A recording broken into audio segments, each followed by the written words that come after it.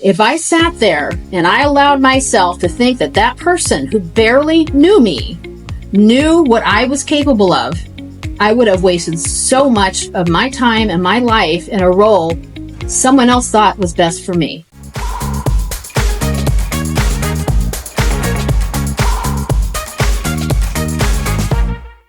Good day. I am Dr. Bonnie Bragdon. I am your host today. The Veterinary Insider is the podcast for veterinarians and anyone else who wants to keep veterinary medicine independent and veterinarian owned. So the Veterinary Insider is powered by the Independent Veterinary Practitioners Association, also known as IVPA. Check us out at iveterinarians.org. It is the only association that is exclusively dedicated to serving the needs of independent practice owners. Today, I have here Dr. Christie Cornelius. And Dr. Cornelius, I'm so excited to talk to you. You are on the board. Woohoo! Yay! Yes, it means that IVPA is transitioning and moving forward. So it does. Dr. Cornelius has an extensive history as a practice owner, a clinician, and extensive history of giving back to the profession. Dr. Cornelius, I want to start today with your experience selling your practice. It'd be a weird place to start, but let's start there. I want to hear more about that. Okay, sure. So let me tell you, I guess the good, the bad, and the ugly. So selling my practice, first of all, was a major turning point. The good of it was the opportunity to pivot to new passions like consulting and leadership development where I could help others. The bad, navigating the emotional complexities, of course, of letting go. It's your baby, right? And then the ugly, I would say probably was the anxiety that comes with handing over something just so personal.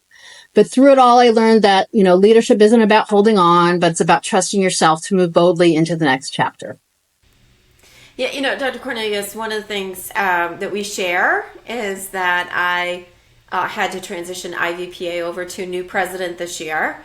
And so it can be a lot of anxiety. So tell me more about what is that? What do those emotions feel like? Oh gosh, some days they can seem pretty overwhelming. But overall, really, you learn about resilience over time and you kind of just take a good perspective, and you kind of gain control over your emotions and some of the thoughts you might have, and some of the worries. And so I think it's just a natural part of kind of learning and moving forward. So now, okay, I'm going to ask you this. Everybody needs to get used to. Sometimes that can be kind of challenging. So did you sell your practice to another veterinarian or did you sell your practice to a corporation? Sure. Yeah. I sold my practice to a corporation. I saw it as an opportunity to not only move myself forward, but more importantly was my team and the legacy that was, in the location that I was at. It gave my team the opportunity to also reach some of their personal development goals that I couldn't do on my own. And so, that was the main purpose of that. Yeah. So whether you sell to a corporate or an independent, those are really pretty different. So looking back, I have to ask, did you have a broker? Did you advertise or were you approached unsolicited? So I had been approached, a few times in the past. I wasn't quite ready to sell at that point. There was still more development that I wanted to do earlier on. But after, several years, I kind of understood what it would take to transform even further, and the technology involved and things like that. And so, I was approached. I didn't, have a broker per se. I did have a personal lawyer, that helped me, with some of the details. And so, it's just being able to build something that attracted the right people at the right time. So looking back, is there anything you would have done differently? Is there anything like, that could have been done better if you'd only known? Yeah, of course. If I could do it again, I probably give myself more permission to trust my instincts a little more. As leaders, I think we often second guess ourselves. And I think thinking we need validation or permission to take bold steps, but we really don't. And I think I did my best to keep the focus on my team's well-being during the transition. I ensured they felt supported and valued to the best of my abilities, which created a smooth process for everyone involved. And that's something that I'm proud of. A significant portion of what my team was locally now holds positions at the national level. That's all you really hope for when you lead others. You want them to develop the skills to lead other leaders. Yeah. So, I think it's really interesting that you're talking about the idea that it's not you, whoever you are, should feel good when others succeed.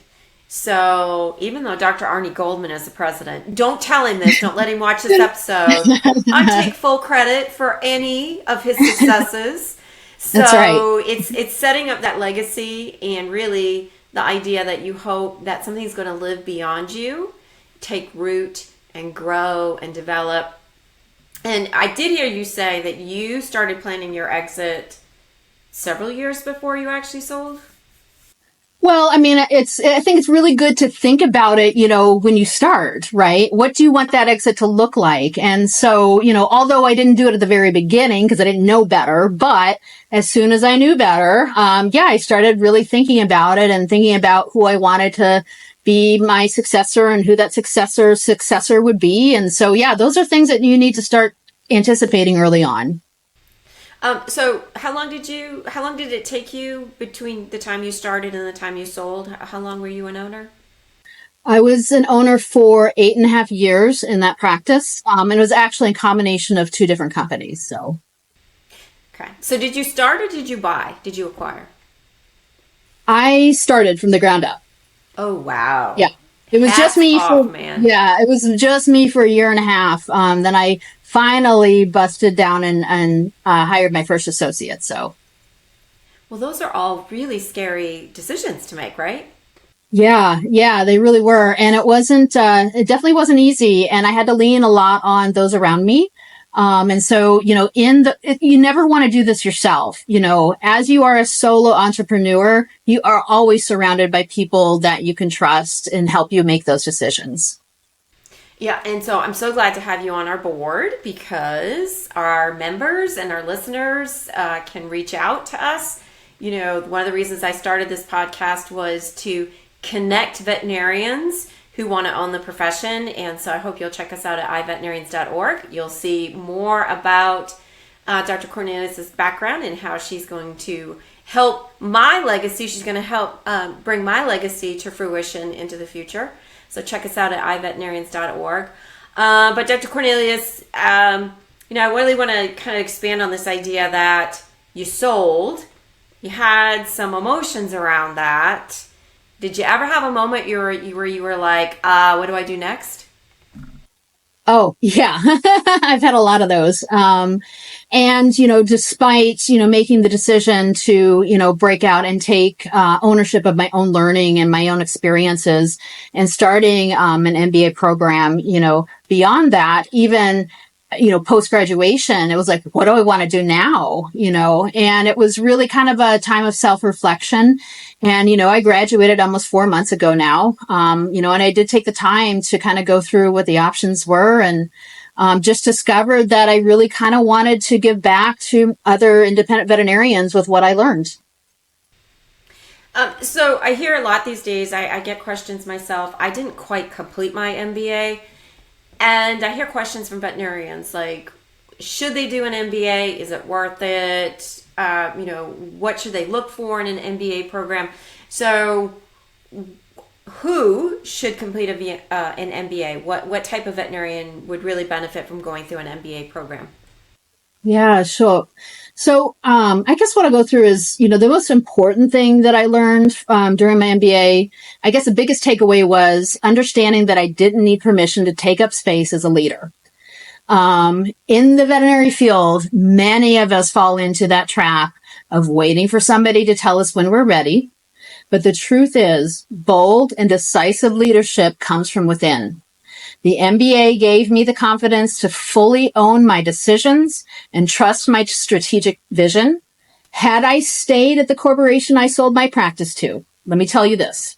I would have been there instead of here now with an MBA and a clearer vision of who I am as a human being and as a leader.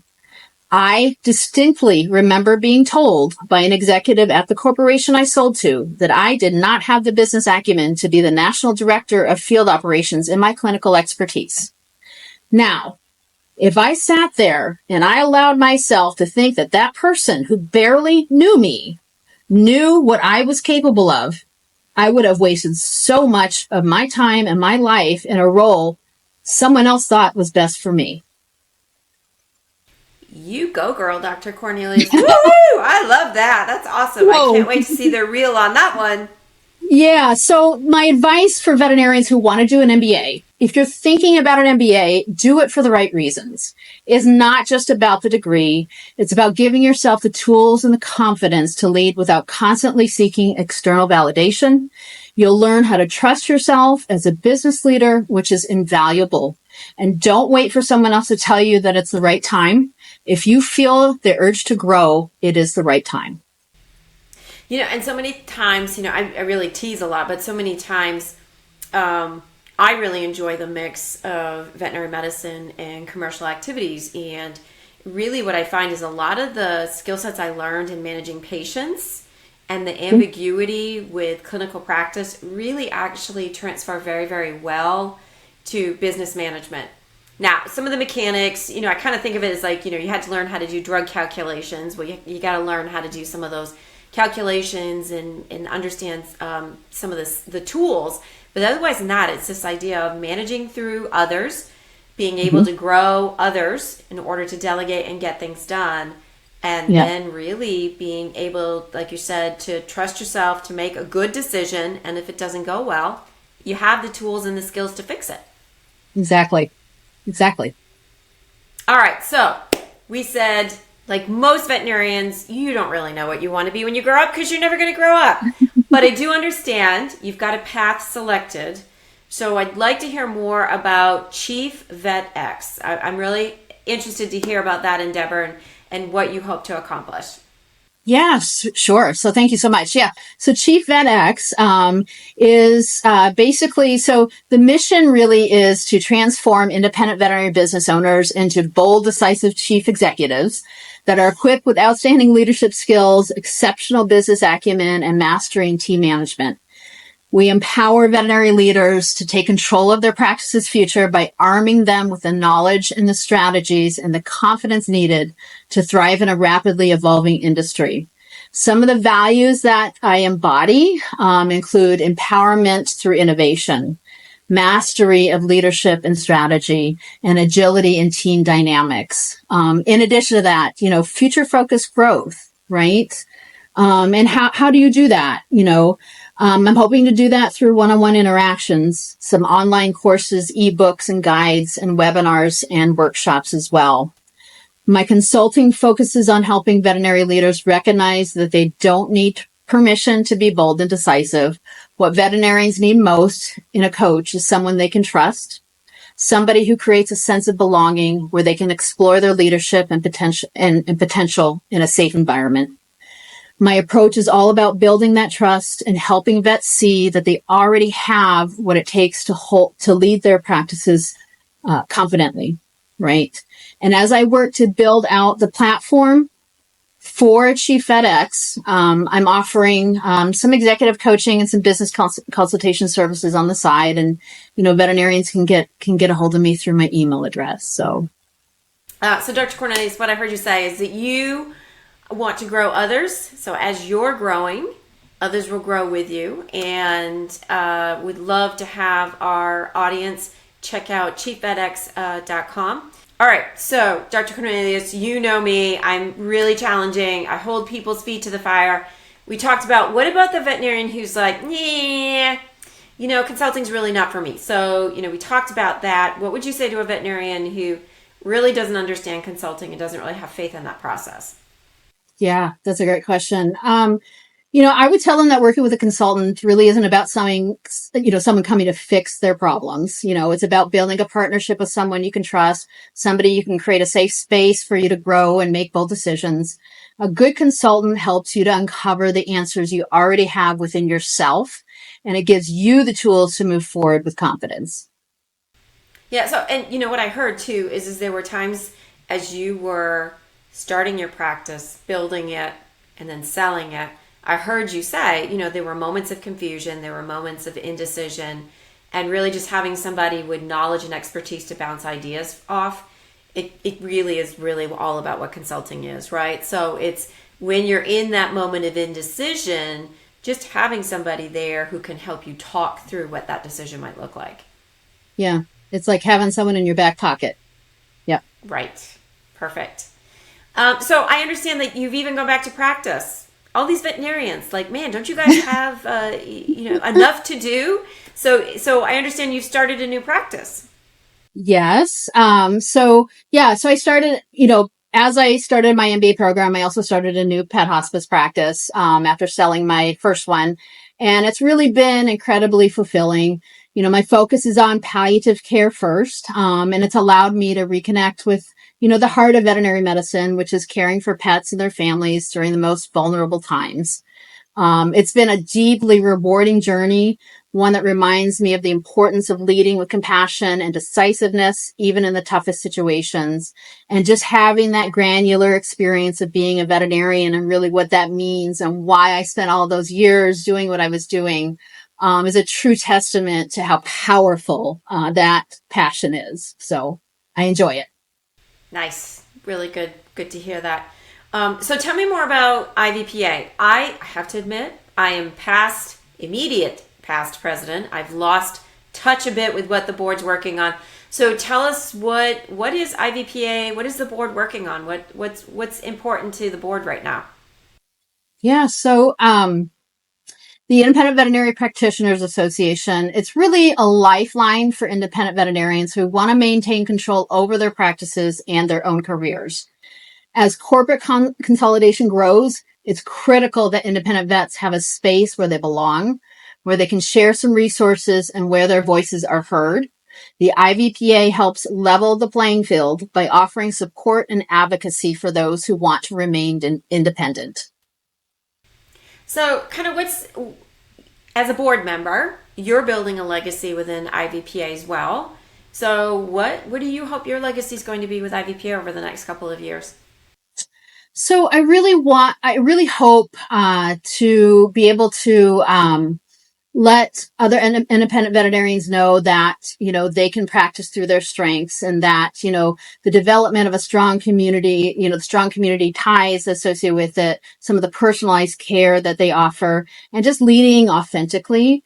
And, while corporate practices may have scale, independents have the ability to be nimble and bold, in their decision making. And the key really is to create a workspace culture where both the staff and the clients feel a deep sense of belonging and trust, and to make bold moves without waiting for external validation. All right, so I've heard you use the word bold a lot. So in my younger years, I think I didn't really view myself as being bold. So how does somebody go from being kind of new or even just maybe just shy? I'm an introvert. I know nobody believes that about me. I am an introvert. I'm very, very shy. So how does somebody go from being an introvert to being bold? Yeah. And it's not asking you to be somebody that you're not, right? But it's teaching you how to be bold in your own way so that you feel that you're making the impact that makes sense to you on whatever scale that means to you, and however you define that to be. And we're all different. We all have our different strengths and we all lead differently. But I think it's all valuable. And I think the collective collaborative effort is what's going to be moving us forward. So Dr. Cornelius, what do you feel most hopeful about when it comes to veterinary medicine? I know I hear a lot of doom and gloom. I hear, even like corporatization is going to ruin veterinary medicine. We're losing control. And I really hate that younger veterinarians are hearing that message. So, what gives you hope about the future of veterinary medicine? Yeah. So, you don't necessarily have to own your own practice, to be a voice, right? And so in order to take ownership of your role within the veterinary profession as an independent veterinarian, whether or not you own your own practice, it's about influence. And you can own your own profession by leading from wherever you are. And whether it's mentioning others or advocating for industry change or stepping up with your current role, being bold and decisive in your actions allows you to own your space in the profession. And like I said, you don't need that permission. You already have everything that you need. So, Dr. Cornelius, I'm going to really go out on a limb and ask you a very different kind of question. So, what's your favorite conference? What's the conference you like to go to? A trade show or a conference or a meeting? What's your favorite meeting to go to every year that really inspires and motivates you and gets your juices flowing? Yeah, I really, really like the AVMA Economics and Business Forum. That has been a constant for me. I'm just a really avid reader and avid learner. And I feel that that's a lot of the stuff that you don't normally hear throughout, your practice and some of the other things that are presented to you. And so I always make sure that I catch that. And also, if I can't make it to the Veterinary Innovation Summit, I always make sure that, I get a recording or some of the proceedings afterward. And so I always like to learn about, new things that are happening. So, shout out to the AVMA. AVMA has a lot of great resources for us. Every October, they hold the Economic Summit, where lots of key indicator and key performance information comes out for veterinarians who really want to understand what's happening in the profession. One of the reasons I started this podcast is I really wanted to help connect veterinarians like you, Dr. Cornelius, who have a handle on what's going on in our profession, and just help those who are in practice, maybe who don't have time to understand what's influencing your medicine. So, what are you looking forward to this October? Because it's right around the corner. What's your favorite topic that's going to be discussed at that meeting? Oh my gosh, there are a ton on technology. But what I'm really looking forward to is I'm looking forward to new uses of that technology that hasn't been discussed, that I know that people are using and that are useful within practice that we have yet to bring to fruition. And so I'm really excited about learning those little seeds and seeing what we can do with those in the next year. So, do you have any favorite technologies you've been using? Um, I'm a huge fan of ChatGPT. Don't get me wrong. Generative AI, in general has been a, game changer when it comes to, leading and communication and, really kind of, getting out there and, developing a message and a manifesto. Specifically if you're looking, to lead and, to go into some change transformation, I think all of those things have been really super helpful in terms of learning and resources. So, Dr. Cornelius, I heard you talk about the Veterinary Innovation Summit. Were you there this year? I was not there this past year. Yes, I was not there this past year, unfortunately.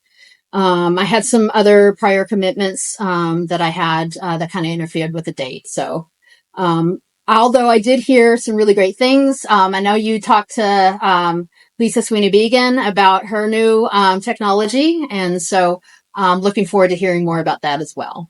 So, Dr. Cornelius, how can independent practices compete? How can they compete against all these big corporates? You talked about economies of scale. You talked about even yourself, you felt like you kind of hit a little bit of a wall in your own practice and how you wanted to grow it. So how can an independent compete with all of the resources a corporate practice has? Yeah, I really feel that it's keeping the focus on the customer. And if you are finding out ways how to keep that customer satisfied and delighted, Not only will it help with your bottom line, but it also helps with your growth. It helps with your team. You can reinvest those resources into building your team and building those team members, individually themselves. And I think everything that you put in to developing the services that have your clients in mind, that's a very first step in trying to compete with big corporate practices that, like I'd mentioned, although they have the scale to do that, really to be good servants of your community and really have a collaborative effort in taking care of a community at large.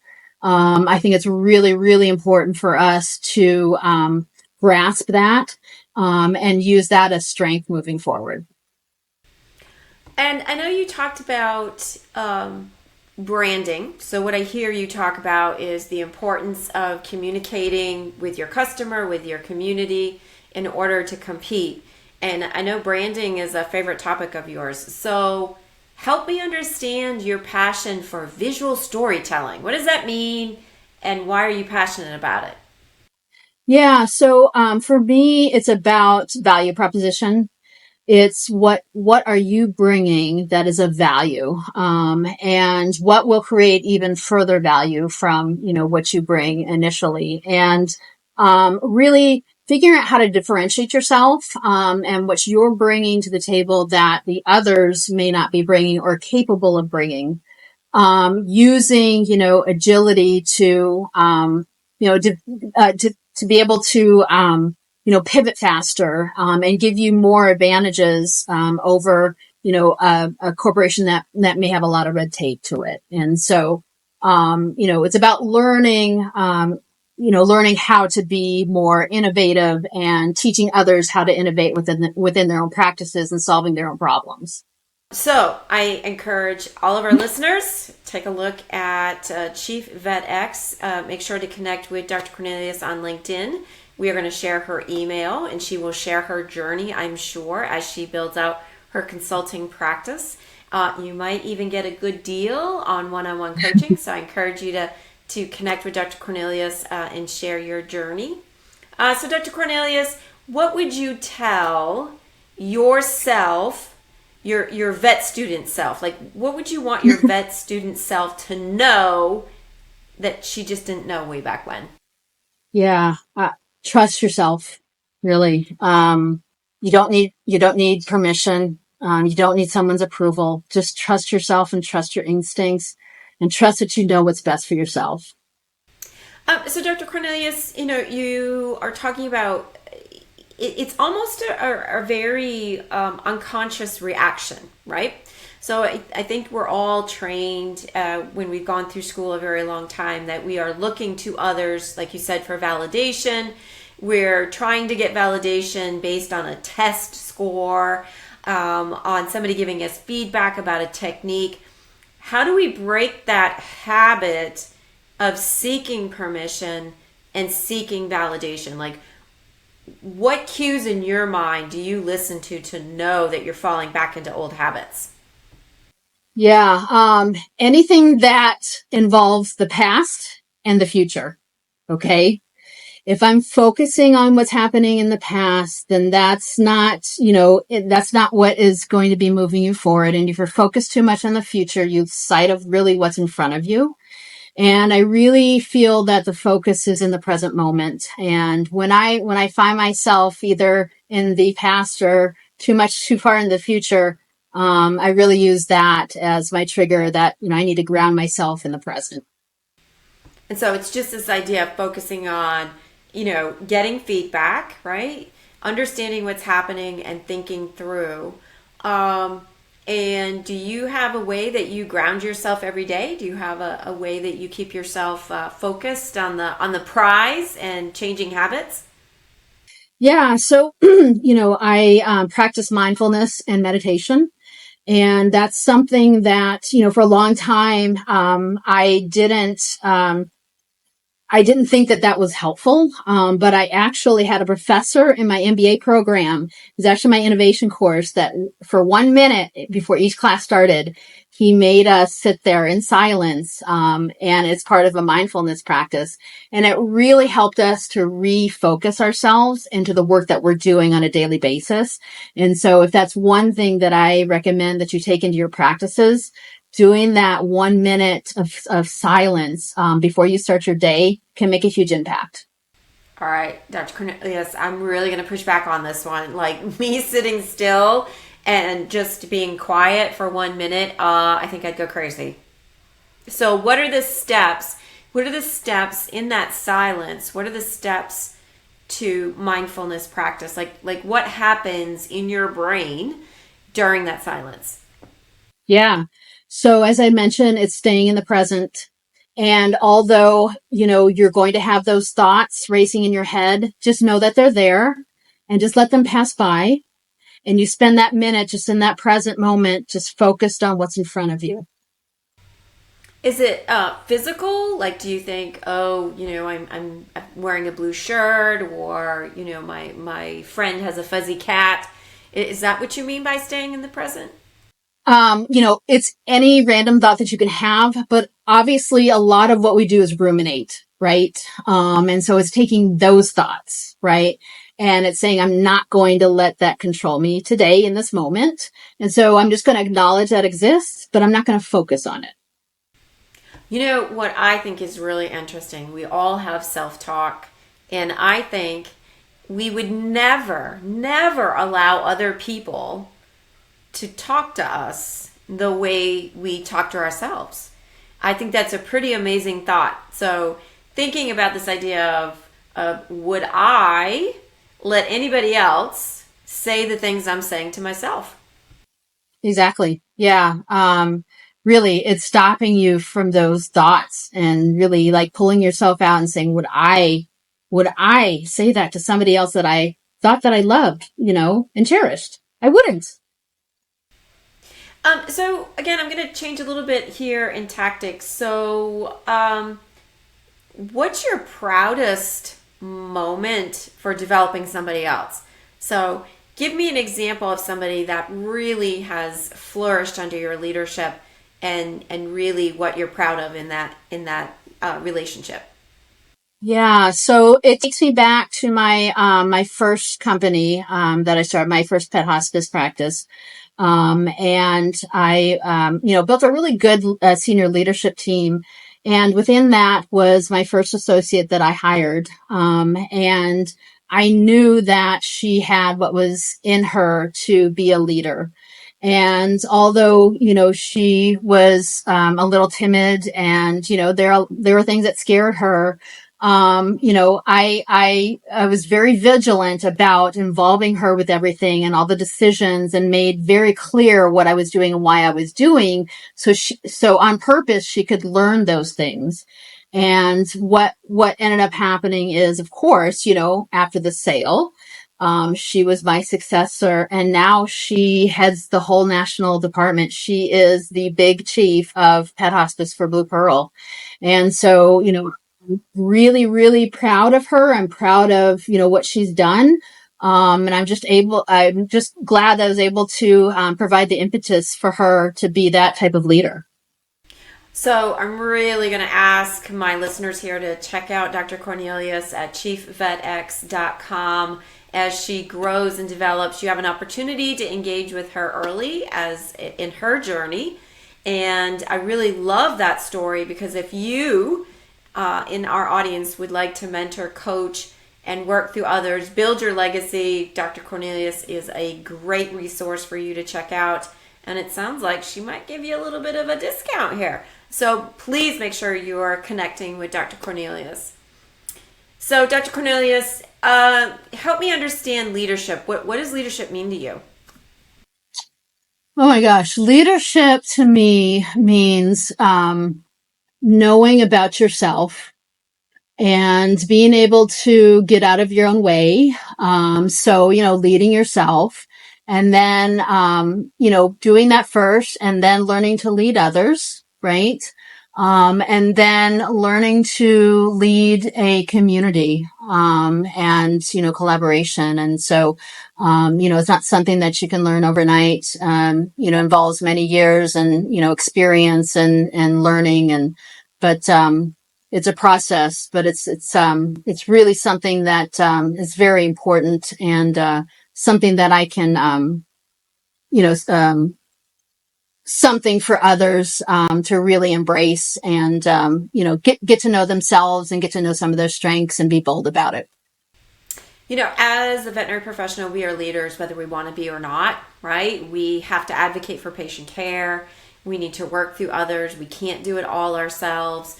And so we have to develop those leadership skills. And so there may be veterinarians out there who don't think of themselves as leaders, but in fact they are. So what advice would you have for those who have imposter syndrome?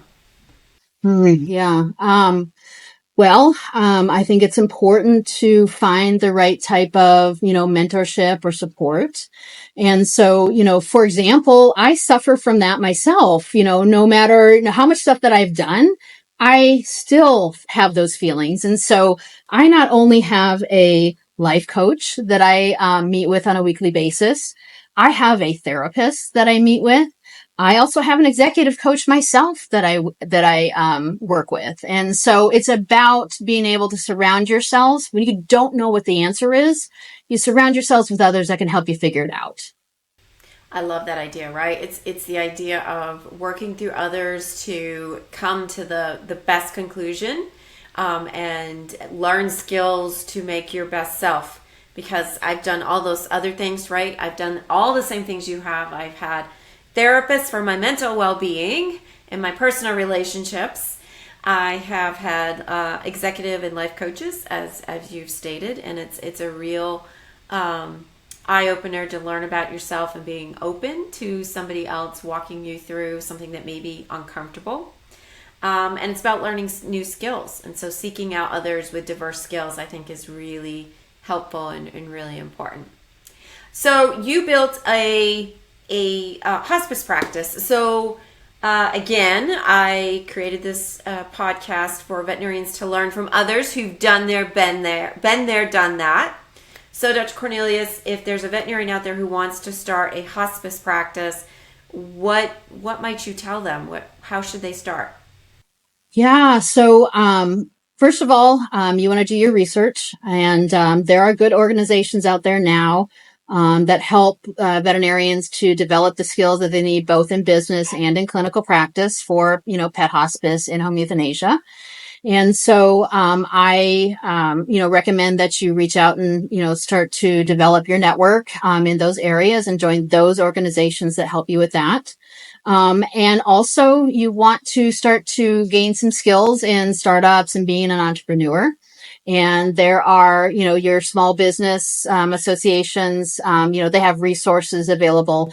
And then also, looking into, some of the other things that are available, both, as continuing education, but also some of the other resources that, some veterinary groups have out there in regards to, starting your own practice and growing your own practice too as well. So, definitely recommend that you, do your homework, but don't drag your feet, but get enough that's under you that you can just get started and just go for it and start small, because you can always make some incremental improvements along the way. So can you give us an example of a way that maybe you've worked through a problem or worked through something new in an incremental way? Sure. So, when it comes to, for example, if I wanted to improve on some of my emotional intelligence, some aspect of that, it's really grasping some of the, research that's out there, some of the, information that's available out there, in regards to that. It's connecting with people that are good examples, that are good, role models for you with that. You choose somebody that amplifies, exemplifies those traits, and you follow those people, you interview those people, you understand kind of how they get over some of the things that you're trying to get over and work through yourself as a leader. And I'll tell you, don't be afraid to, if you're on LinkedIn, don't be afraid to send a message to a CEO. They'll answer you. Don't be afraid to reach out to people that are 2 levels ahead of you. It's always good to kind of start your conversations and network early. Wonderful. So we have talked about a lot of things in this podcast. We've talked about how to start and build a practice, how to sell a practice, how to work with a consultant. So I'd like to build out a little bit more and hear more about if somebody wants to become a leader, an executive leader within a corporate practice, how might a veterinarian do that? Because I think that's very important. We need more veterinarians who are in executive leadership roles in corporate practice. Tell me more. Yeah, I think it starts at the top. And I think that's part of, some of the challenge is, getting the corporate executives to understand the value that having a veterinarian in a senior leadership level or even an executive level, the impact that can have on an organization as a whole. And I think it's just kind of a reckoning that we have to, be aware of. There are really, really good qualified veterinary leaders out there. And I think giving them the opportunities, and allowing them to build themselves out with some autonomy, I think really will help us kind of move forward in that position. So, Dr. Cornelius, again, we talked from soup to nuts. Is there any question I didn't ask you that I should have asked? I don't think so. I also use pickleball as a stress reliever. I think that's fun. And so, find whatever you need to find to kind of make you feel human again. So, Dr. Cornelius, for our listeners who are looking for that next step, what on their journey to change, what is the next step they can take? That incremental, teeny tiny little step towards making a change in their professional career. What's something they can do as soon as they stop this podcast or they wake up tomorrow morning? What can they do? Well, I think you have to be in a position that you want to change. I think that you have to be ready to change, and you will not take any step forward until you yourself recognize that a change needs to be made. So you have to be aware that there's something going on that's not working for you. And so just maybe finding someone to help you figure that out first. Well, I'm so excited. I can't wait to see this podcast come to life. And so with that, thank you very much, Dr. Christie Cornelius. Please check out and follow her journey at Chief VetX. We will show her email address and reach out to her for more insights on becoming a leader and delegating and acting boldly. Thank you so much. It was such a pleasure to be here, Bonnie.